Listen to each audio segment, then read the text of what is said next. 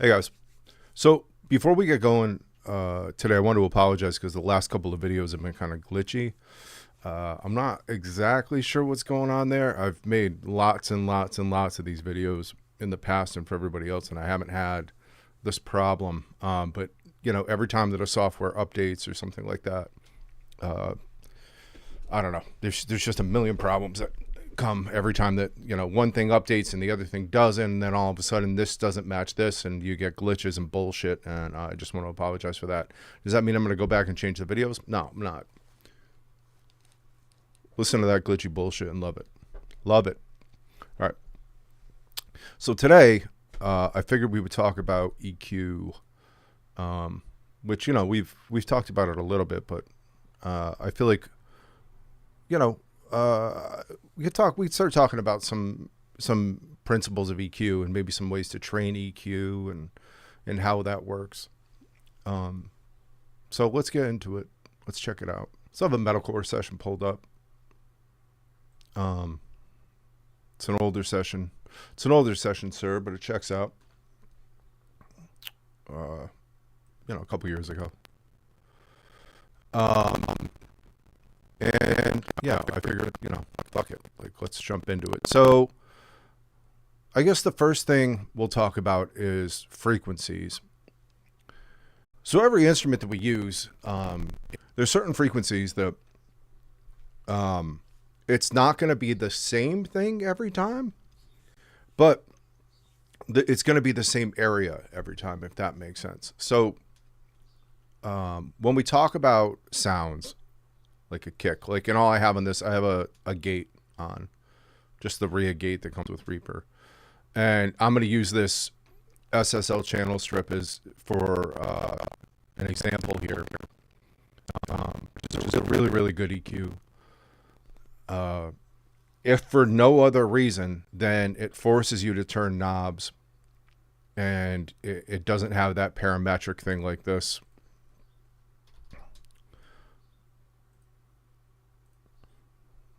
Like this fab filter thing.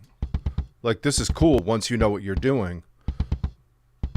But if you don't know what you're doing, then it's a huge problem, because you'll be mixing with your eyes and no one cares. It doesn't matter how pretty the plugin looks. Like, no one's ever going to see your session. It's totally moot. It's just to sell you plugins.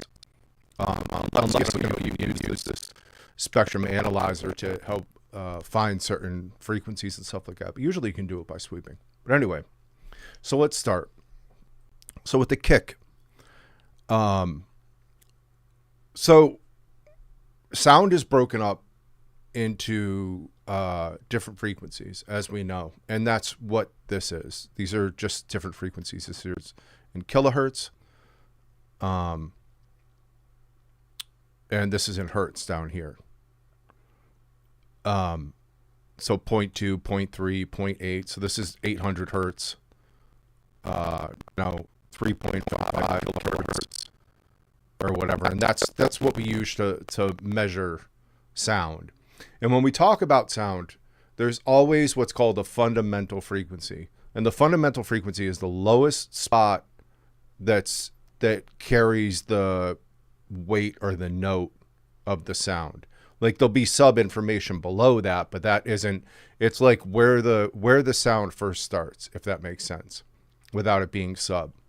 So on a kick, your fundamental frequency usually is going to be between,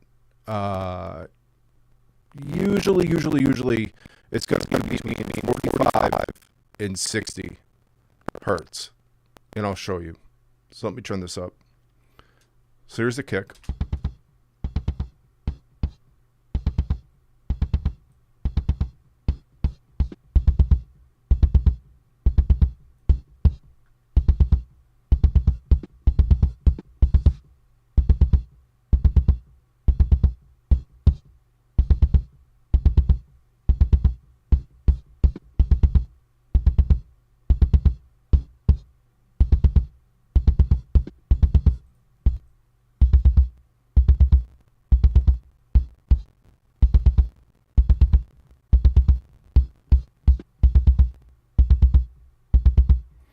So it sounds like right around there is the fundamental. I didn't have the bell on at first. I was using, so if you don't have the bell on, then this is a low shelf, which is this shape, which is going to pull up all that information. If you press that bell button, then you get this. So I was basically just pulling up like all of the bottom when I was doing that, which is not necessarily what I want. So that's the first spot to look for in a kick. And you're not necessarily looking for it to boost it. You're looking for it, if you like, with any EQ decision that you're making, whether it's a sound design decision or whether it's a mixing decision, it's all under the check and balance of, do I want more of this or do I want less of this? Okay. And later on, we're going to get into a trainer. Later on, we're going to get into a trainer that that is going to show you like an easy way to kind of fix to start EQing, and make things really, really easy for you. But that's always it. When you're talking about EQ, you're talking about, do I want more of this or do I want less of this? The only other thing to consider is the curve of the EQ. So when you change the curve,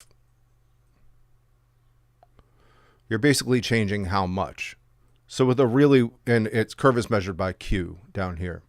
So with a really wide Q, this is literally almost the whole frequency spectrum. So you could say like, oh, I'm turning down 604 hertz. No, you're not. You're turning down the entire song. And with a narrow Q, like a notch like that, you're literally only turning down that spot. So it's important to sweep around and see where the sweet spot is if you're boosting or if you're cutting.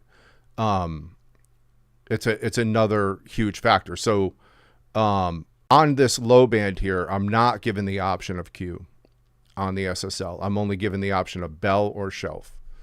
So when it's this low, that's all they're considering. But every other band, until we get to the high band, this one and this one, have QQs in them. And then there's this low mid, which is usually used for attenuation, but you can use it to boost if you want. And then and you could see by default, it's set to kind of a narrow Q, like a notchy EQ, because traditionally, when engineers on an SSL would have their EQ set up, this is how they would do them. They would use this low mid filter to notch. And so they just default it like that to help you out. But you can use it for whatever you want. And then there's filters up here, which are low pass and high pass filters. So the high pass that's down here, is the equivalent of this. This is a high pass. And what it's basically doing is letting all the high information through. And then this is a low pass. And this is letting all the low information through. And that's all these are, these filters. But that's the basic EQ on a channel strip like this. And almost every channel strip you're going to get is going to have this basic setup. You're going to be variations on it. You might get another band or something like that, but it's going to be pretty close. I don't know what split means here. I have no idea. Bell is the same thing as down here. Like if I want to turn this up, it's either going to be a shelf, or if I hit the bell button, then it'll be a bell. But anyway, let's continue. So the low fundamental of a kick is usually around 45 hertz to 50 hertz to 60 hertz, somewhere in there. And, I would recommend that you use your ears for stuff like this. And in the beginning, when you're just trying to make a song, make wild shapes. Make huge fucking cuts and boosts and see what it sounds like. See what it's doing to your DAW. Because, so, for example, and this is true every time that you do a boosting EQ move or a cutting EQ move, you're taking amplitude away from the signal. And what I mean by that is this. So if this is at zero, this is a 0 dB boost, okay? You can see that the kick is coming in around from negative 2.1. All right. If I turn this up to plus 15,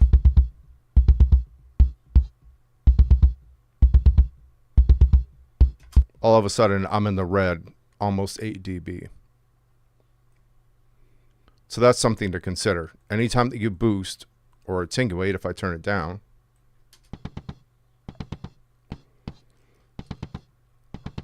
now I'm 8 dB below. Now I'm almost 8 dB below. So that's another huge thing to consider, is that like you can boost, you can do like these huge shapes, like you could make a kick drum sound any way that you want, but you have to be aware of your gain staging in the mix. So if I was going to do something that was, let's say I'm going to do like plus 15 dB, let's make a kick drum real quick so I can illustrate this point.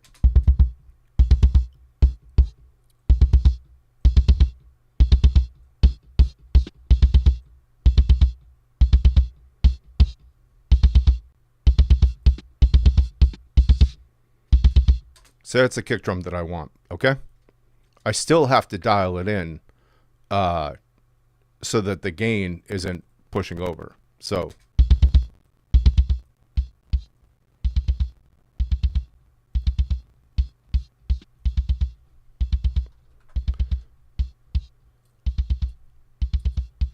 that's the actual sound that I'm getting. So when I A-B with that,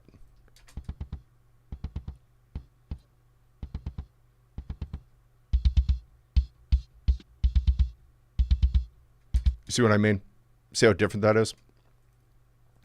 And it's an important thing to keep in mind, because a lot of times, and when I say a lot of times, I mean a lot of times, when you're EQing, what you're actually looking for is more amplitude, which is why when we talk about balance, 90% of it can be done on the fader.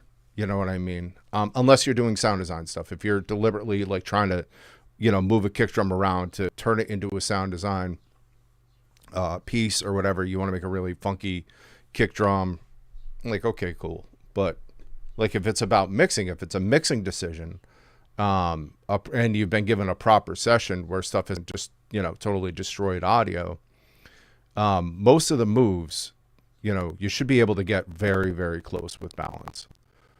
Or with fader balance. But anyway, let's keep moving. So the second huge spot in the kick to be aware of is like kind of the knock of the kick. And that usually comes around 90. It comes up here. And it's important because, mostly now it's really, really important because of the way that we consume media. So like you can say like, like CLA says, like I mix music for people that, listen in the best mixing rooms in the world, blah, blah, blah, and stand in the perfect mixing spot and blah, blah, blah, blah, blah, which is fine. Like there's nothing wrong with that. Like I mix for people that, do that too. But I also take into consideration I also take into consideration the fact that like a lot of people listen to music on their phones. It's just a reality of life. Like it's easy, it's there, and the phone speaker's not terrible. You know what I mean? But it does roll off low end. So if I want my kick to cut through on the phone, which is a trick for you for free, then I want to look at 90 hertz. And this is what that sounds like.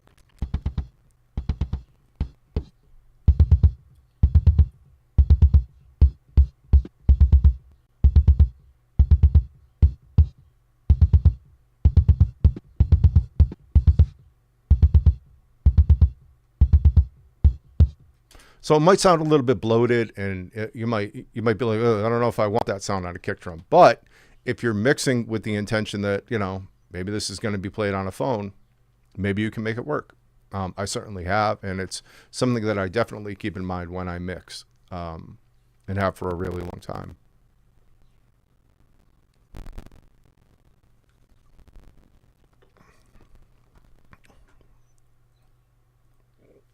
And also I don't know. So I'm going to show you a couple of problem spots as well. And I don't know if this. Let me hear it. Let me see if this doesn't sound like it has a ton of it in it, but so let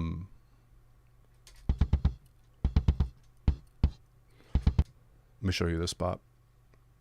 So usually around here,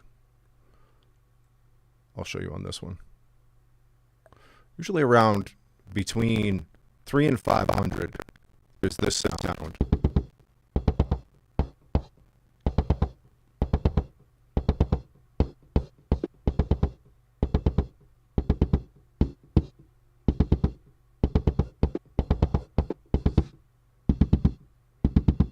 Which isn't a great sound for a kick drum. It's usually a sound that we want to cut. So when you're looking for your first cut, or an area that you might want to cut, look between 3 and 600 hertz.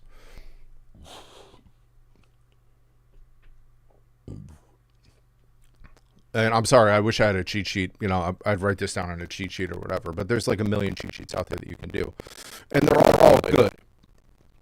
The point to remember is that when they say kick drum 50 hertz, they're not saying 50 hertz. They're saying around 50 hertz. So you know, your kick fundamental might be 57 hertz, which is very different. It's to look around that area. If you use them like that, you can't miss. You're going to do great. If you use them as specific things, you will not do good. You will not do good, because it's different for every kick drum.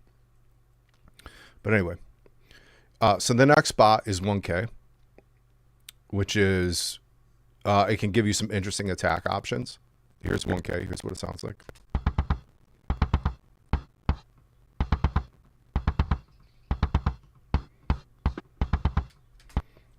And it might not want to be something that you want to boost all the way. But sometimes if you want that extra smack, you can get it. Next is 3K, which sounds like this.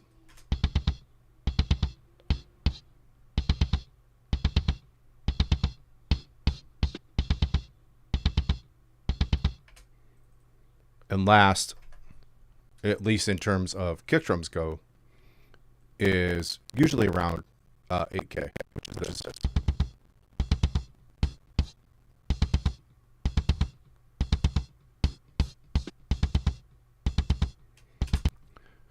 So does that mean that, you know, between 3K and 8K that there's no other frequencies to boost? No, that doesn't mean that. You could boost lots of frequencies in there. It depends on what you want. I'm just showing you stuff that is like the usual suspects. You know what I mean? And you could take this information or leave it as you will.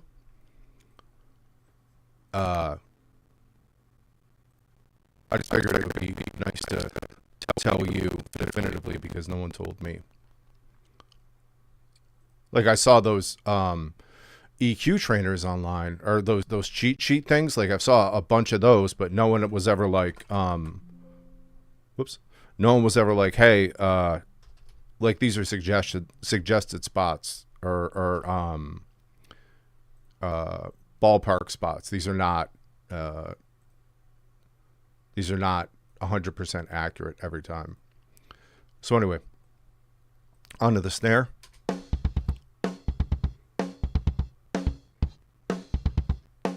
And I just have a gate on it again. I had this re-cubes, I just turned it off, so it's not there. So the low spot in a snare is usually around 180 to 250. And that depends on how the snare is tuned. Sometimes it can get lower, but let's find it. Let's find where the fundamental is in the snare.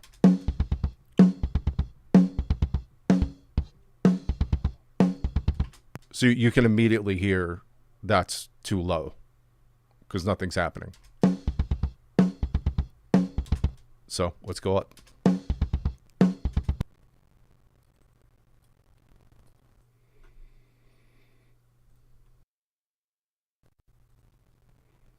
So let's roll up and try and find it.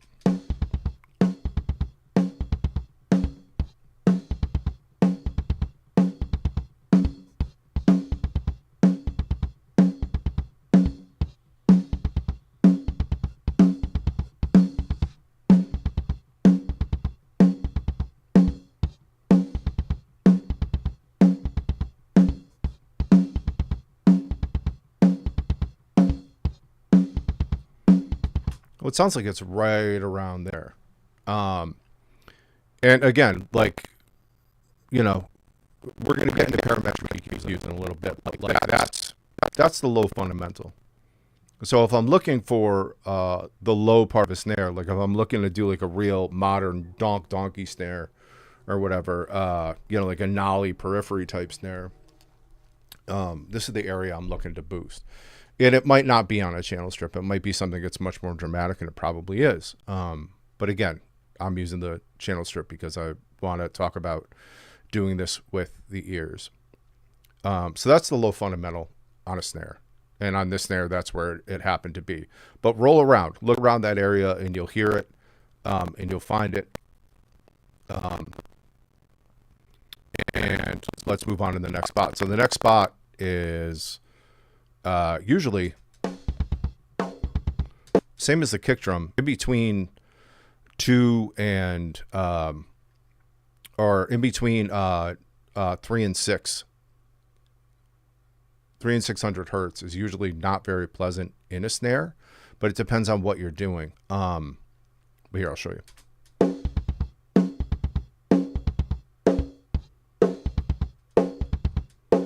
So that's not great.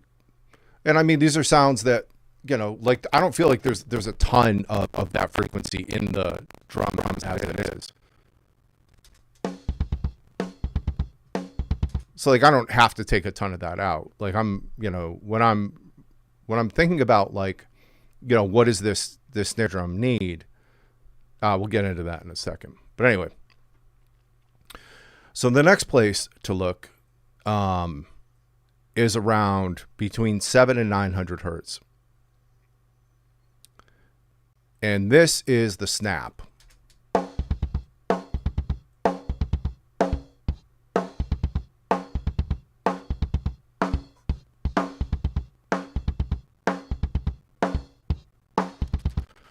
So that's if you want like a really like snappy, kind of wooden sounding,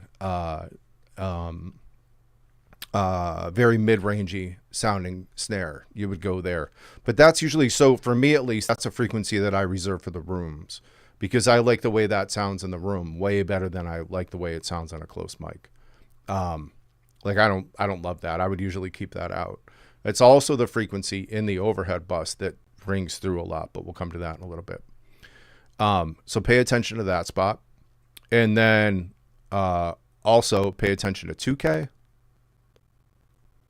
which is here.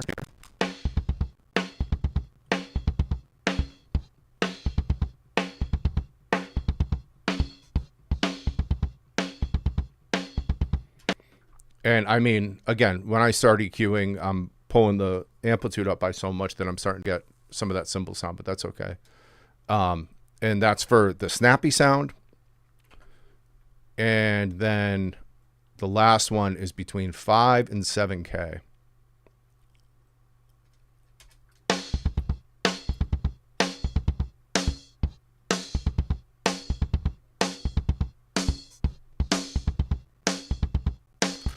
And when I'm going around and doing that, what I'm looking for is where that snappy sound is. So I know it's between 5 and 7. I know that the drum is going to live there.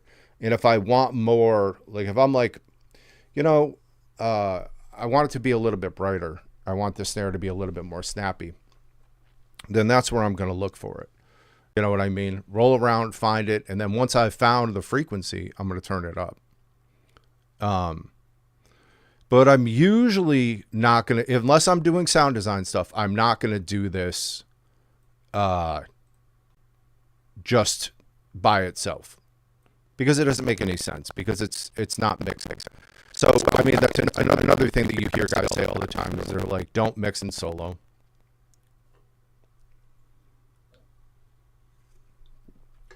And then you hear other guys going, well, I mix in solo all the time. Brah, brah, brah, brah, brah. And those are the guys that are like, well, how many songs do you do a year, dude? You know what I mean? How many records have you put out a year?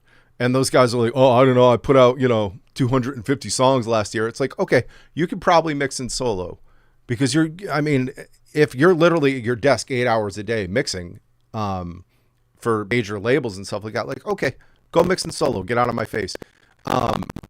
If you're not doing that, then it makes more sense to move things against things. The reasons why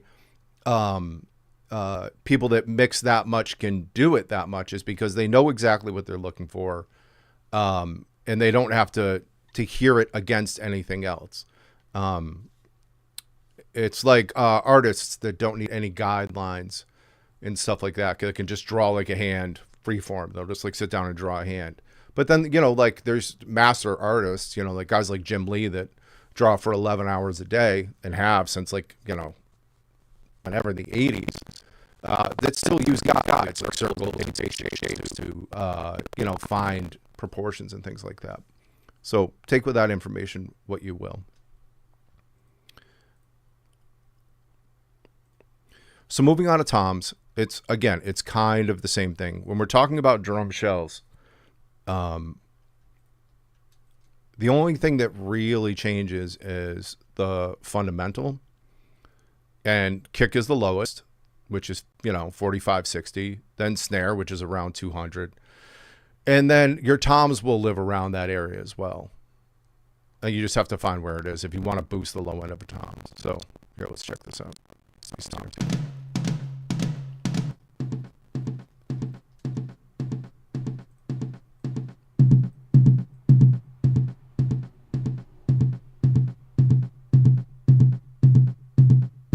So it's at like 127, usually between 100 to 150 for the high tom. And then the usual suspects with drum shells in the 5 to 600s, or between 3 to 600.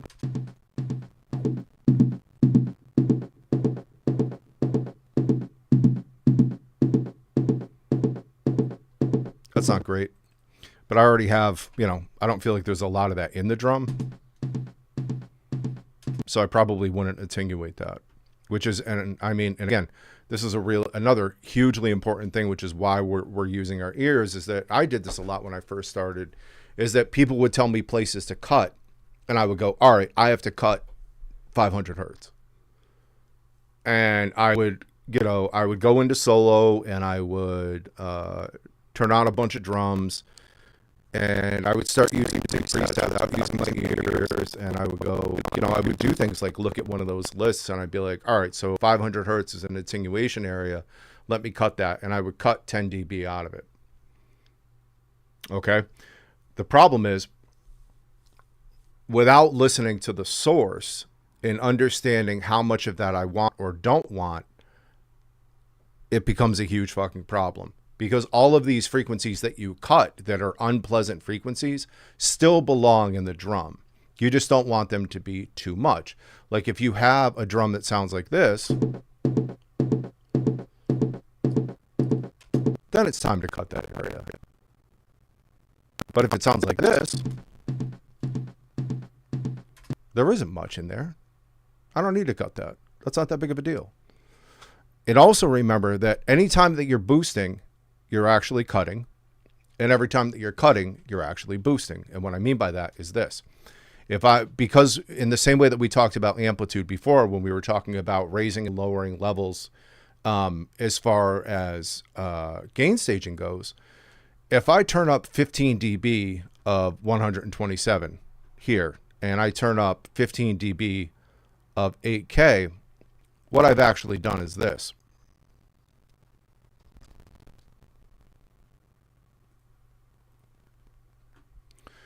So 127,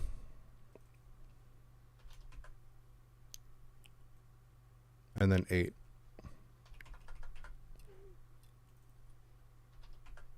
So what I've actually done is this. So it's basically a fancy way of attenuating all of this. And I could have gotten a very similar result by pulling this down, if that makes sense. So if you choose to boost, fine. No big deal. Boosting is great. Everybody likes boosting. But understand that while you're boosting, you're also attenuating. And in the same breath, if I do this and cut, what I'm doing is boosting this area right here. You see what I mean? So every cut is a boost, and every boost is a cut. So be mindful of that as you EQ, especially when it comes to EQing in the mix, because a lot of times people will be like, can you make my kick drum brighter? And you're like, sure, I can do that. But then, like, if you make the kick drum brighter, the whole mix can fall out of whack. You know what I mean? Because if you have your kick at a certain level and it's locked into the mix, and then you drop it up by 6 dB in the high end, you've just thrown the whole kick out of whack. So you have to put that kick back in. You might have to change other things in the mix, et cetera, et cetera, et cetera. So can you get away with a little move like that? Sometimes. Can you always get away with a move like that? No. No. And you have to be mindful of that. It might take more than moving it. You might be moving faders if you're moving EQ knobs. And you might be moving, if somebody asks you to turn up the high end of the kick, you might be turning up the low end of the kick as well. It's just a reality. But anyway, continuing on. So I don't usually futz with the high end of the toms very much, because toms are usually played like they're not like the centerpiece. They're usually like, you know, part of a fill or whatever. At least in the musics that I usually mix. I don't mix stuff like I don't know, like maybe Indian music or world music, stuff like that would have like a lot of toms and stuff like that. So usually if I need something boosted in the top end, I just fish for it real quick and boost it, and I don't even worry about it. So in this case, if I had a channel strip and nothing else, I would go to like 1.5 and turn the shelf on and just turn it on the shelf. So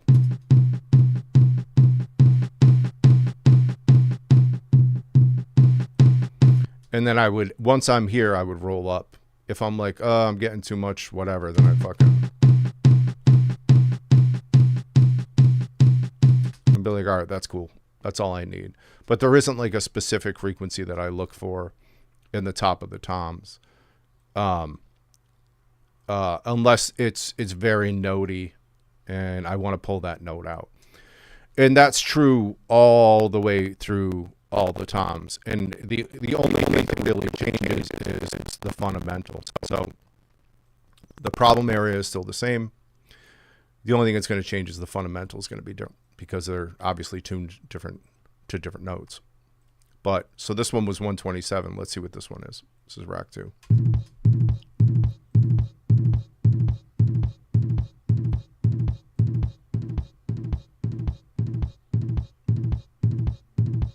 This one's around 89. And let's see what the floor is. And I talked about this last mix. See how this is cleaned. Like all of these drums, there's nothing here to gate. So like I don't have to gate shit. Like it's been gated. The editor gated these for me because Sam is awesome.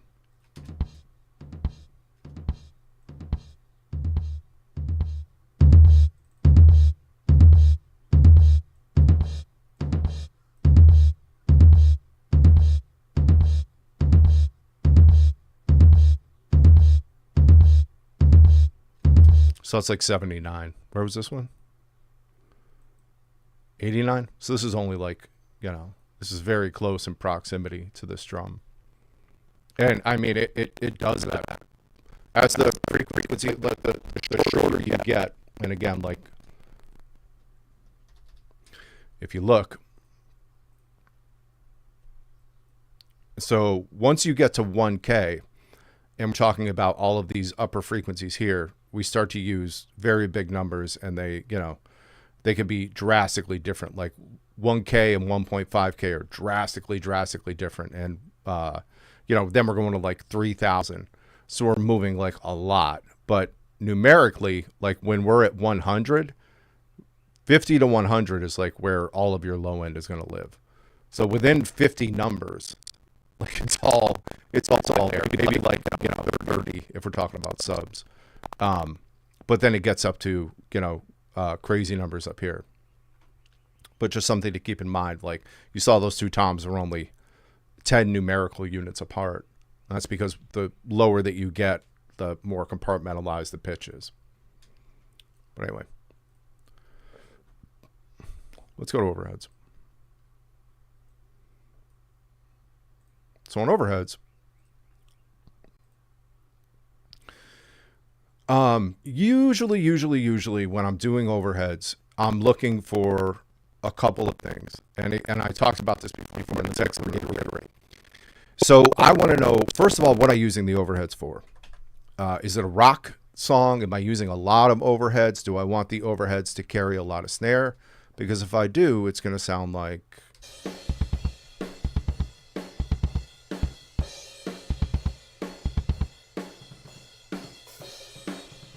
I mean, that has a ton of snare in it. Just because of where overheads go, it's going to get a lot of snare.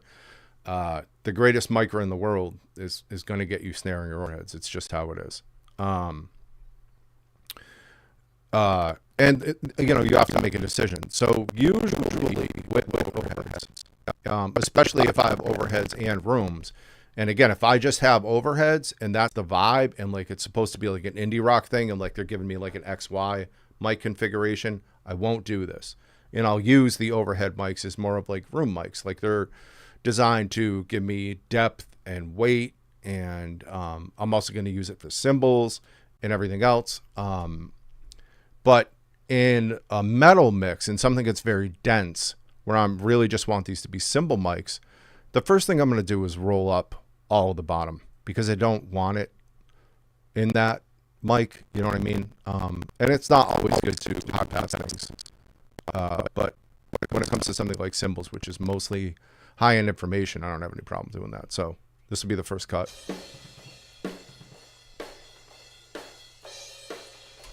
And that just basically took the kick drum out of this mic, because I don't want the kick drum in this mic. So that's the first problem area. And you can decide whether or not you want kick drum in your mic. But the second problem area that happens a lot, for me at least, is 900, around 900 hertz. And let's see if I can find it. And what this is that crack of the snare frequency that I showed you. That shows up in here a lot.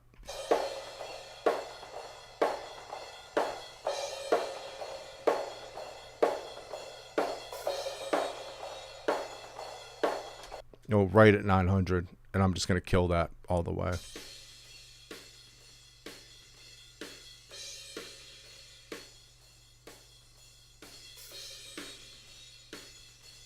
And I'm just playing with the cue to see, which one do I like which sounds better. And then I usually leave it there and mix the rest in context. So a huge spot in cymbals is 3K, around 3K, and that's the harshness usually. It sounds like this.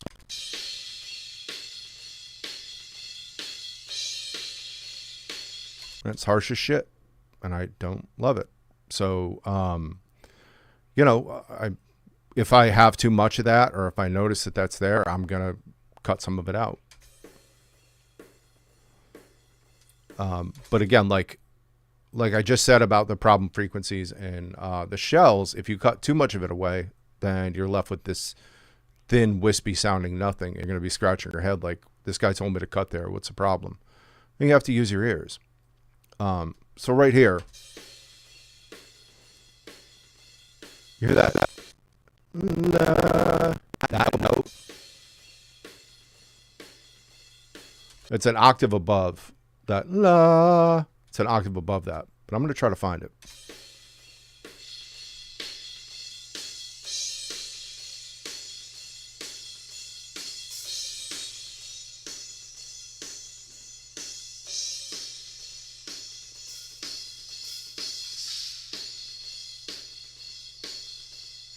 It's around right there. I would probably cut that out.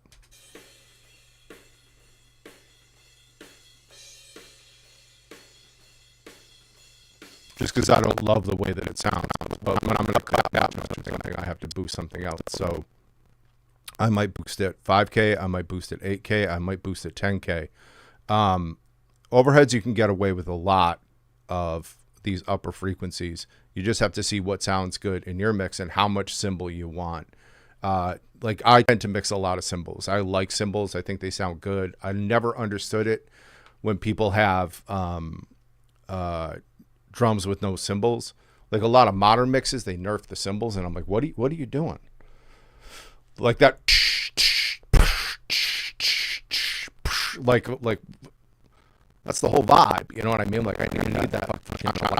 I need that hi-hat loud. But in some spots where like you want to prioritize the guitar, or prioritize other things that are loud like that, it might be a good idea to turn them down. I don't know. You have to decide for yourself while you're mixing.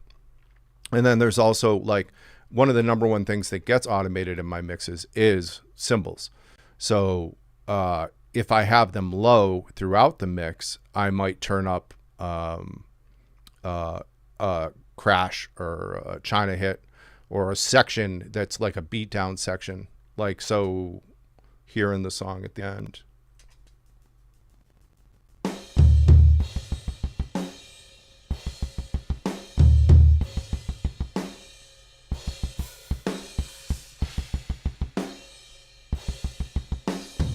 What do I have soloed? Or do I have the rest of the shit muted? Maybe just turned it down. I didn't turn it down. Oh, I'm in the wrong spot. Sorry. So like for this section.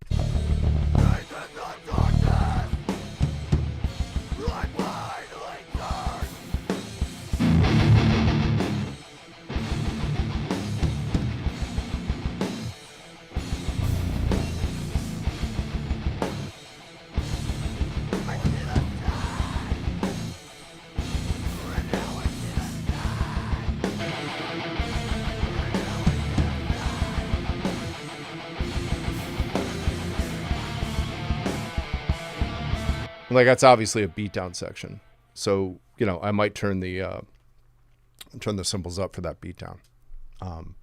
But I mean, there's as many variations on cymbals as there is songs. Like they're super different, and unlike drum shells where like those cymbals are going to be those frequencies are going to be kind of universal.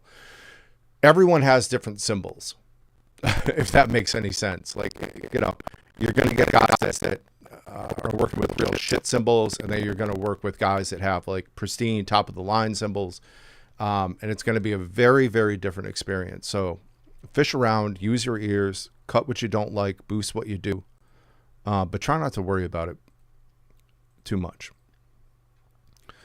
Moving on to rooms. Rooms is another one of those where it's like, well, what do I want?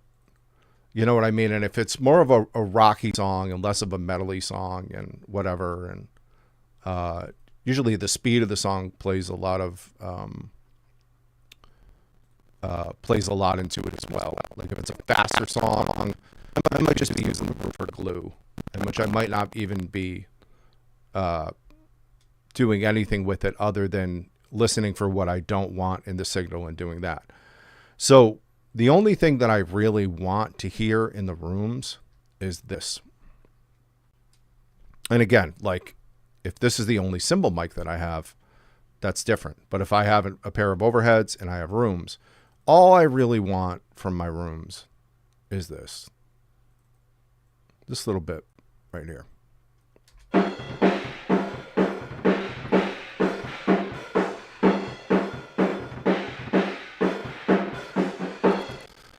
So why?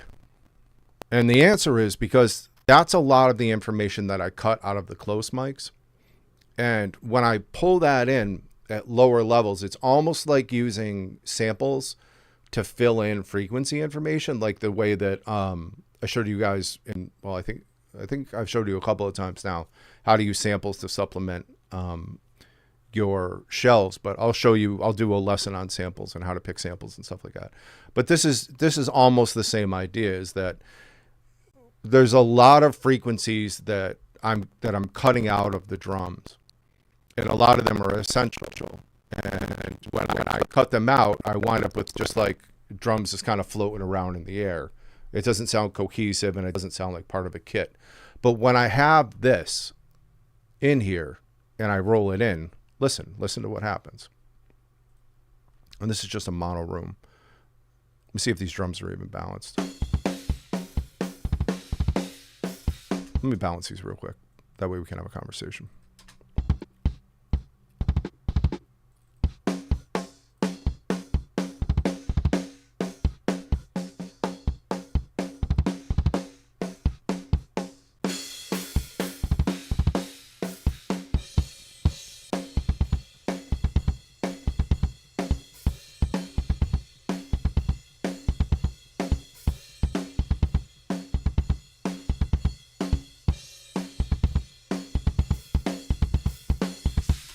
So contextually, these drums don't really make any sense because there has to be other instruments. But watch what happens when I pull up the rooms with just this.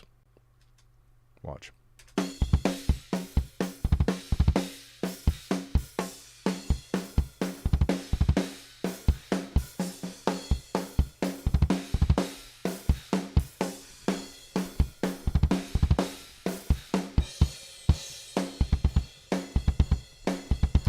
All of a sudden, the drums exist in a space. All of a sudden, the drums are in a room and they're being played as opposed to this. So this is with them off, which sounds like someone pushing drums on a sample pad, and then this.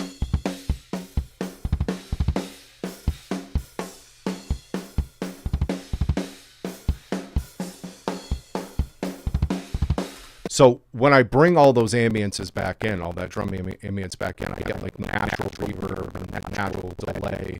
Because, you know, if a close mic is on the snare here and it's getting hit right here, and then there's a mic all the way at the other side of the room, there's a natural delay in the amount of time that the snare gets hit and that mic registers the snare hit. So I'm getting natural delay and natural reverb just from miking. And you can recreate this stuff with mics if you want, but like this is, you know, like clever miking techniques is how things were done back before you had a million options to do this, back before you had a million tracks. When you were limited to a certain number of tracks, you had to do certain things. And that's what they did. And it's still done that way because it sounds good. But anyway, that's how I use my rooms anyway. And again, it's contextual. Everything is contextual.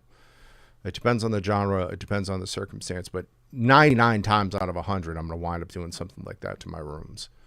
And the only way that I wouldn't be doing that is if I didn't have an overhead track, if I just had a room track.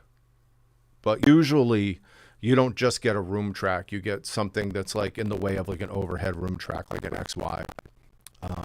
Configuration, or like, you know, like high mics or something like that have a lot of room in them. And again, and like I'm just talking about like what you might be given if you decide to mix somebody else's music. When it comes to your music, these are things to consider. So when I talk about mics on a drum for drum kits at least, what I want at minimum, and you can get whatever you want, but what I want at minimum is I want one mic inside the drum, so a kick in. I'm not super interested in a kick out because I can make that up with samples. That sound isn't usually like super unique. And usually when it comes to kick drums, because of the nature of the kick drum, like either it's something that I have, either it's a sound that I have that nobody's really going to give a shit about, or it's a sound that is going to be intentionally sound designed. So if I'm doing something like metal or deathcore or something like that, or any genre other than like black metal, then the outer head doesn't really matter. The only time that it matters is trying to keep the recording to be like as organic and analog as possible. Then I might do like a kick out mic. But usually, and sometimes even then I don't do it. You know what I mean? Like it's so easy to cheat that mic now. And the kick sub mic I can cheat as well, which are like the three fundamental mics for a kick. So I want at least a kick in. Snare, you can get away with just the snare top, but usually I like to have a snare bottom too, just because, and again, it's genre dependent. There's a lot of cool stuff that happens in the snare bottom that if you're not getting the sound that you want out of the snare top and you look at the snare bottom, especially the interplay of the two mics, you can do some really, really, really fun and cool things. So I like that. Toms just get one mic on the top. I don't do tom rack one, rack top, rack bottom. I know guys that do. If that's you and that's what you want to do, that's totally fine. I don't need that for my drums. It's overkill. It's too much. I just need one mic on each tom, and then I need overheads left and right for the kit, and I need at least one mono room. And with that, I can get a drum sound. Is there more stuff that you can do? Yeah, you can do spot mics and stuff like that. But like 9 times out of 10, I wind up turning spot mics down because I already have like the only time that I would use a spot mic, like the only time is if it's something that's very important and very quiet. Okay. So for example, say I have a drummer who has like a really weak right hand. Say they're a right-handed drummer and they have a really weak right hand. And there's a section where they hit the bell. You know what I mean? And it's really important that they hit the bell. I mean, it's before a breakdown section or something like that. You know, I might spot like that, but I might also cut it out of the overheads and use it like that. Or if there's a splash that's naturally smaller in diameter and is just getting eaten to death by like a 16-inch crash and an 18-inch crash and like a 20-inch ride, but then like there's these little itty bitty splashes and like they're really important. I might mic the splashes by themselves just so I can make sure that I get that sound out, because in the overheads, especially if it's a section where it's like cymbal, cymbal, cymbal, cymbal, cymbal, cymbal, splash, cymbal, cymbal, cymbal, like it might not be as loud as I might want it to be in the recording. And I take those things into consideration and whatever, but again, 99 times out of 100, if I want a cymbal to be a little bit louder, I'll just turn it up in the overheads. I don't need a spot mic for it. I know guys that spot mic every single cymbal and they got to be super anal and meticulous about it. And I'm like, that's cool if that's what you want to do. For me, I grab all those mics that you send me and I turn them down. They're not even in your recording because I don't need them. And you sign off on all those mixes and go, yeah, they're fucking great, man. It's perfect. It's just what I wanted. Thank you so much. I'm like, cool, man. I didn't use any of the mics that you sent. Just use the overheads. But do what you like. Do what feels good to you.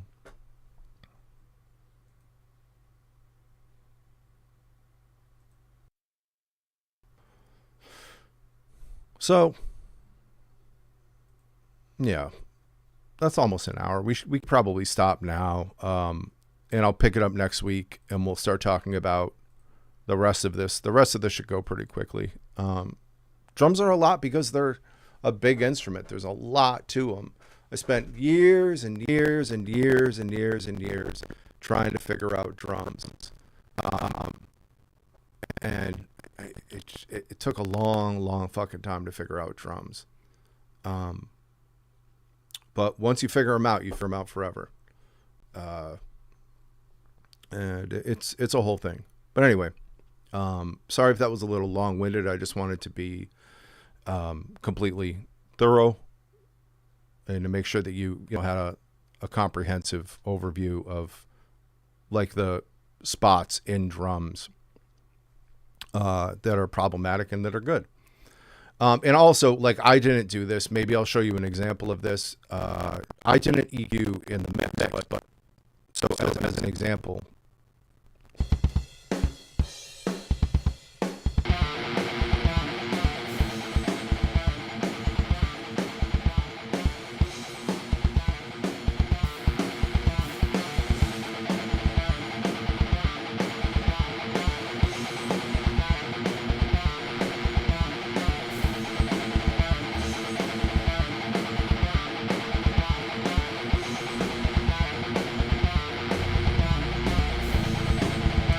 Let me limit this real quick to show you because I can't really hear this bass good.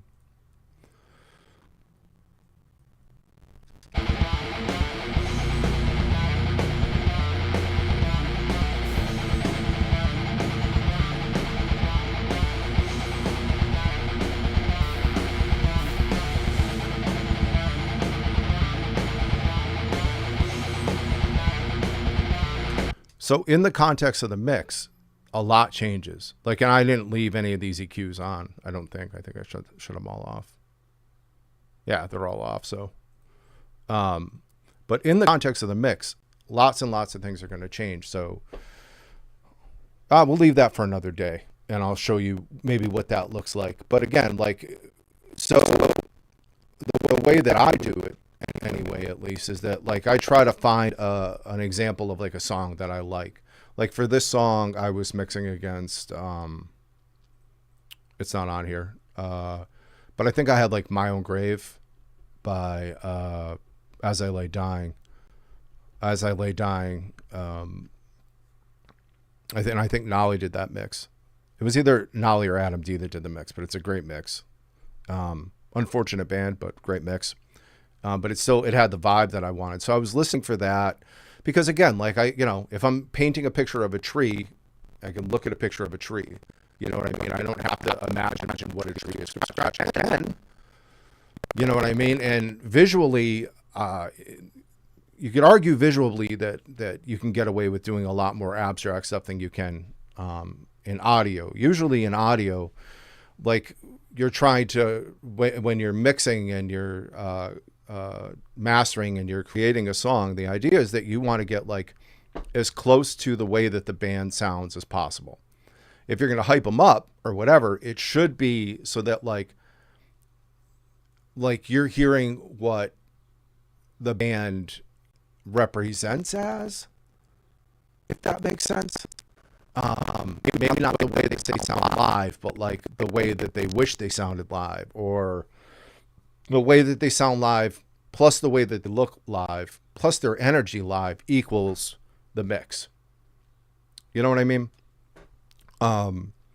So that's usually like what you're looking for when you mix. Like, the job usually isn't to do like this huge avant-garde soundscape, where shit's just banana sounding. And it's just go, and you give it back like, yo, here's your shit.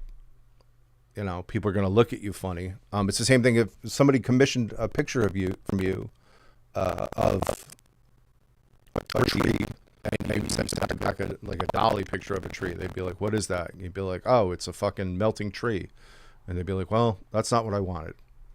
And usually bands don't want that. So it makes the job of, what to do and how should I approach this, very straightforward. And, and there is variations on that theme. Like, there are guys that want stuff that's more whatever, but usually, like, that's not my job. That's usually their job. Like, if they're doing soundscape stuff, that's usually stuff that they're already doing, and it's my job to capture their creativity, if that makes sense. So I'm not going to be like painting the picture of a weird tree. I'm going to be trying to get that picture of a weird tree represented sonically as best I can, if that makes sense. So if that's true, and then these bands are influenced by other bands, then there's kind of a symbiosis that exists. And I don't have to start from scratch and just go, all right, well, what does a kick drum sound like? I could be like, well, there's been, 50 years of bands with kick drums. What are they doing? Does that sound good? You see what I mean? So that's usually where I start. I usually find a spot, some kind of spot in a drum usually, and then I'll mix around what that is. I might go back to the old mix for lots of reference. I might just use it for one instrument. I might, there might be a song that I heard, like a snare that I really, really liked in a beat down section, and or whatever, right? Snare that I like in a blast section, and I'm like, oh, I love it. Recently, I did a record where I really liked the kick of this black metal band. It was really flubby and kind of not your average kick. It was flub, flub, flub, flub, flub, flub, flub. And it sounds like somebody hitting like the resonant head like sticks. It was really like this awful sound, but in context, it was great. It was really a powerful sound, and I was like, I love that for this mix that I'm about to do. So I referenced it. You know what I mean? And when I EQ'd the kick drum, I did so with that in mind, and that's what I mean by all this referencing and all this stuff. So I hope that this video didn't glitch out. If it did, Oh well, because I did fucking everything I could to make it not, and I don't understand any of OBS and their newfangled OBSness. But anyway, I'll see you guys next week, and we'll talk more about EQ and all this stuff and things. If you need something mixed, mastered, produced, hit me up. Let's have a conversation. I'm always into it. I want to hear your music because that's what this is all about. All right? All right. Peace.